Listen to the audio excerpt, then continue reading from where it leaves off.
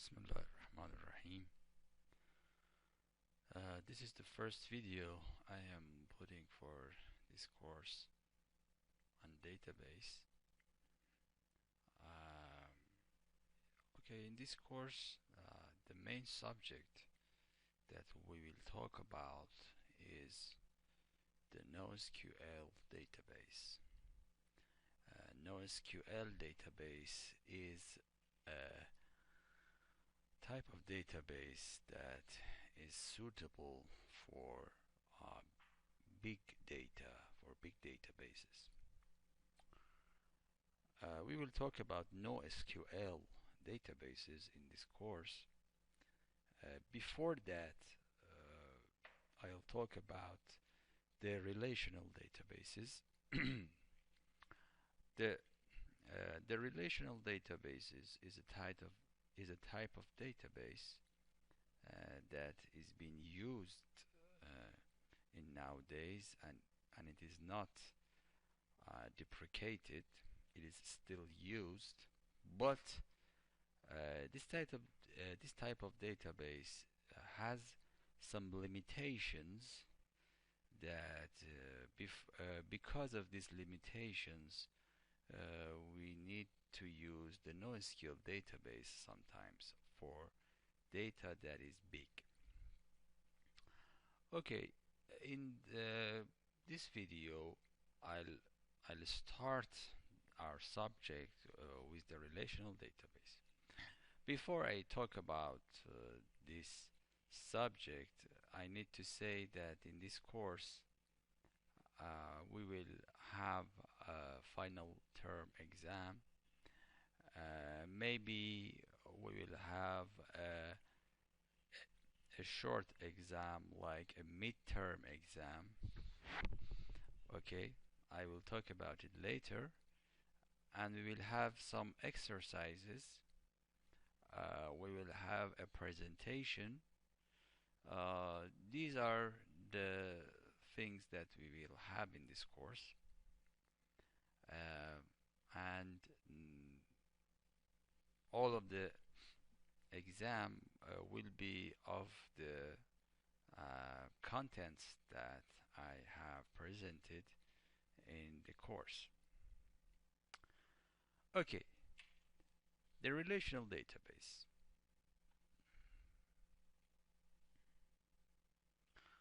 First of all, why do we need database? This is the first question we should answer, that why do we need database? Okay, the first thing we have to think about when we enter a new subject, we say why? Why is it important? Why is the database important? Because data is a very important element in any organization.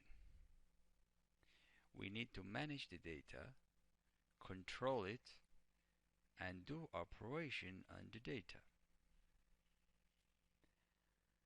Every software that we have, it has a database element. Database is a part of any software that you can think about. Okay?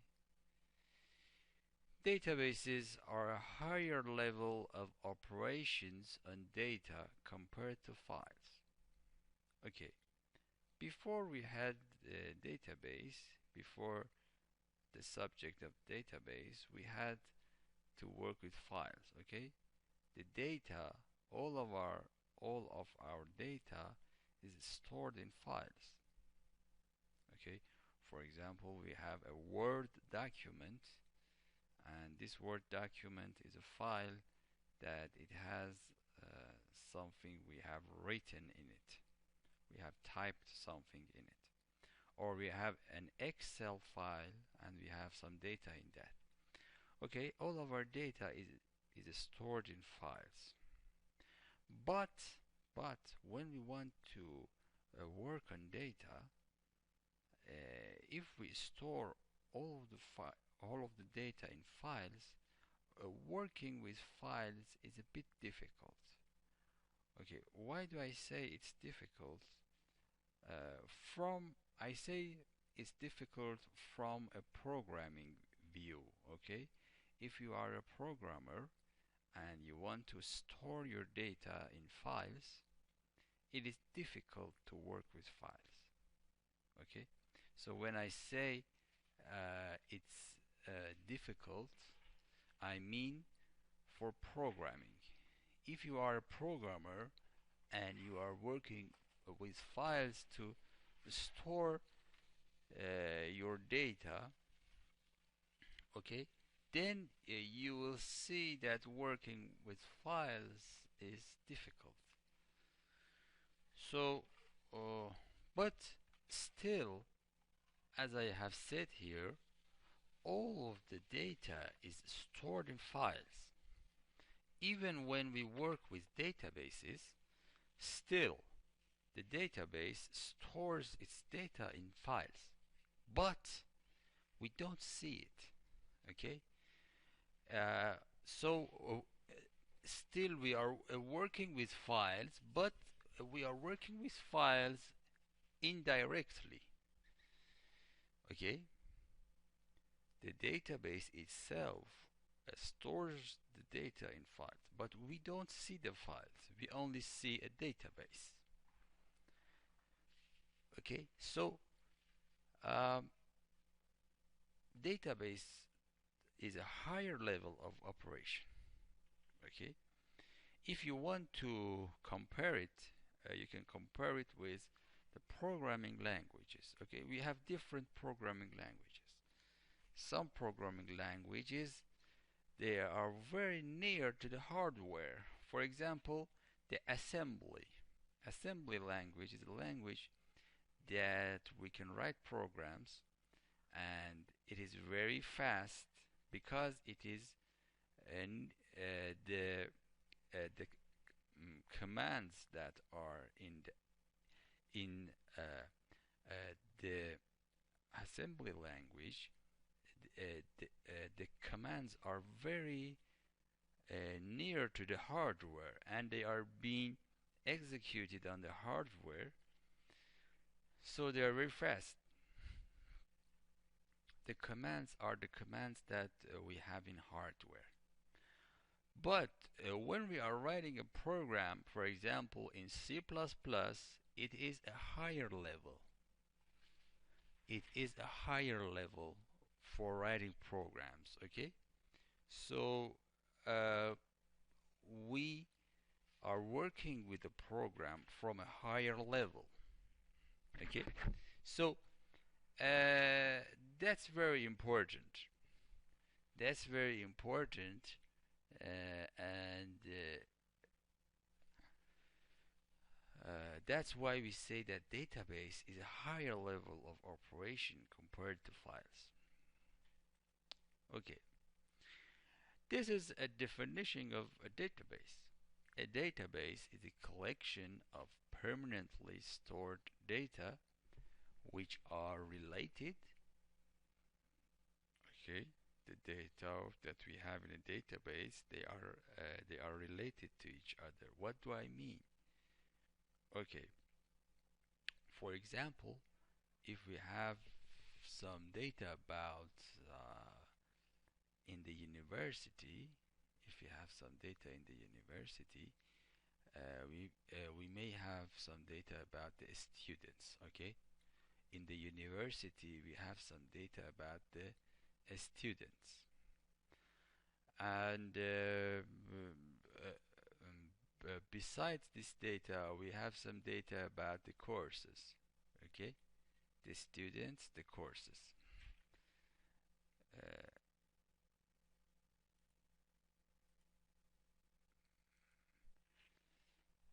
and the students, they select some courses. Okay, so there is a relation between the student and the courses, so we say the data is related. The second issue is, in the database we have minimum redundancy. Okay, we have minimum redundancy in the database. That's very important. What do I mean by redundancy? Redundancy is a concept in the database. It means that the data is sometimes being repeated. When the data is being repeated, we have redundancy, and it is not good. So, but sometimes we can't uh, remove it. So we have some redundancy. It is better to have a minimum redundancy. The next issue is that the database is managed by a central management system. Okay, there is a part in the database which is called DBMS, Database Management System. The DBMS, it does everything in the database. Okay, every operation that is being done in the database, it is being done by the DBMS. Okay, and the database is used by single or multiple users. Okay, each database is being used by one user or many users. Okay, so that's the definition of a database. Now, the data semantic model. Data semantic model. Okay, we want to design a database for somewhere. Okay, for example, we have a online store. Okay, we have an online store, and we want to design a database for the online store. The first the first step we have to take to design this database is modeling the data. Modeling the data. We need to have a model of the data. The first model that we have on the data is the semantic model. The semantic model is the first step for designing a database. Data semantic model is a model which is independent of the logical and physical representation of data. Okay? Data semantic model is a model of the data in an environment, for example, the online store, which it is independent of how we want to store the data, logically or physically. It is just about the data. Okay, we have different methods.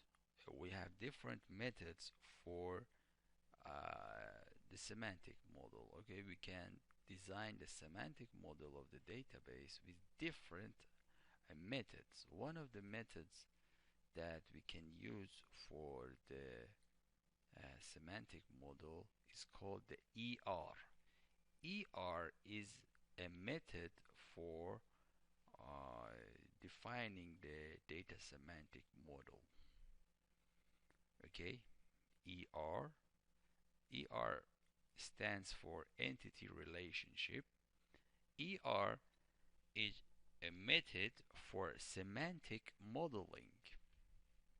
Okay, in the ER we have three elements: entity, relationship, and attribute. These are the three elements we have in the ER. So ER is a method for semantic modeling.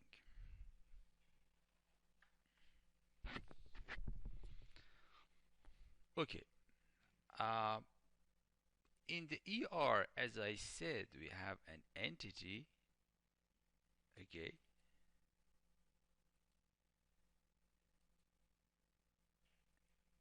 Entity. We have a relation, and we have some attribute. For example, the entity. What do I mean by entity? Okay. Entity is something that it has some attributes. For example, a person, a place. For example, In the university, we say the student. The student is an entity that we have in the university. Okay, so in any environment I'm thinking about, okay, we list all of the data we have in that environment. For example, in the university, we say what data that do we have in the university. I say that we have students. Okay, we have data about the students. We have data about courses. We have data about the professors. Okay, each of the courses they have some units. Okay, and many other information. Each student has a grade for the courses that he has selected. These are the data that we have.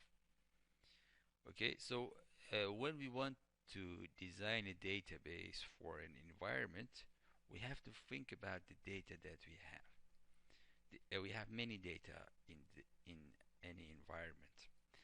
Okay, we list all of this data, and then we say which of these data are the entities, which of them are the relations, and which of them are attributes.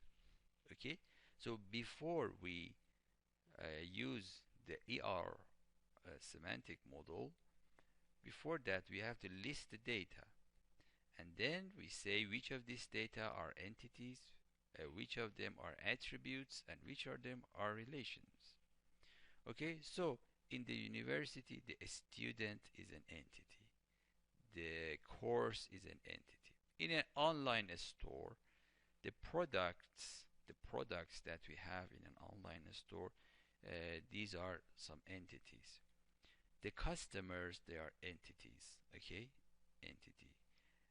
Entities are data that are independent, and they are not dependent on other data. For example, the student in the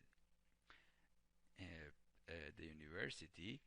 Uh, okay, we have some students. The data of the students is not related to anything else in the university. Okay, we each of the students, it has some data. For example, a student name, a student ID, age, okay, and other information of the student. The student data is not dependent on the course data. Okay, they are not dependent to each other. They have some relations. Okay, they have some relations. A student selects a course, but the student data is not dependent on the course data. So this type of data are entities. Entities are data that are not dependent on other data. Okay, each of these entity, as I said, it has some attribute. For example, the student, the attributes are a student name, a student ID, age, the subject, okay, of each student, the entry year, the year that the student has entered the university. These are the attributes. So attributes are some information about the entities. Attributes are the features of the entity. And the final concept in the ER is the relation. Relation, okay, we say that two different entities, they have relation with each other. For example, in a university, a student selects a course. Select is the relationship between a student and course. Okay, a student selects the course. Okay, in each term, each student selects some course. Selection is a relationship between students and courses. So in the ER model, we have entities which are not dependent on each other, and we have relations. the relation is a data that it is dependent on other data. Okay, as I said, the selection is dependent on the student and the course. If we didn't have a student and course, we don't have select. Select is a concept in the ER model that it is dependent on other data. It is dependent on the entities that are engaging in that relation. If we don't have a student and course, we don't have a selection. Okay, so these are the three main concepts that we have in the ER model. So ER is a semantic model. It is the first step that we have in designing a database. If anybody tells you to design a database for an environment, the first step you need to take is to design the ER model for that environment. Okay, and the next step is the logical model. In the logical model, we convert the semantic model to another uh, model, which is called the logical model. Okay, and the logical model, it has some parts, which is the structure of the logical model, integrity in the logical model, and operations in the logical model. Okay, okay, it is that's it for this video. I will talk about this in the next videos. Thank you.